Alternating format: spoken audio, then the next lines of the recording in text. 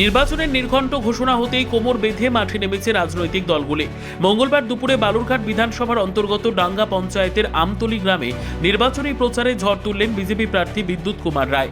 এদিন ঠিক দুপুর 1টা নাগাদ তিনি আমতলী গ্রামে পৌঁছন। প্রচার শুরু করার আগে তিনি স্থানীয় শীতলা ও কালী মন্দিরে ভক্তি ভরে পুজো দেন এবং এলাকার শান্তি ও জয় কামনা করেন। এরপর মন্দির প্রাঙ্গণেই বুথ স্তরের কর্মী ও সমর্থকদের নিয়ে একটি সাংগঠনিক বৈঠক করেন তিনি। নির্বাচনী রণকৌশল ঠিক করার পর প্রখর রোদ উপেক্ষা করে গ্রামের বাড়ি বাড়ি পৌঁছে যান প্রার্থী। সাধারণ মানুষের সঙ্গে জনসংযোগের পাশাপাশি তাদের অভাব অভিযোগের কথা শোনেন এবং জয়ের ব্যাপারে 100% আশা প্রকাশ করেন।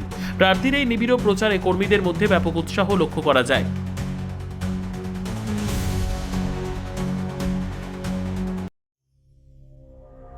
সংবাদটি নিবেদন করছেন স্বস্তিলোক উৎসব ভবন, গঙ্গারামপুর, দক্ষিণ দিনাজপুর। সর্বোত্তম সুযোগ সুবিধে রয়েছে আতিথেয়তায়।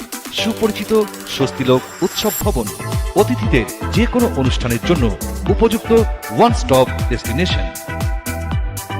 আমরা আপনার বিশেষ অনুষ্ঠানটিকে অবিস্মরণীয় করে তুলি। স্বস্তিলোক উৎসব ভবন, শিববাড়ি রোড, গঙ্গারামপুর, দক্ষিণ দিনাজপুর।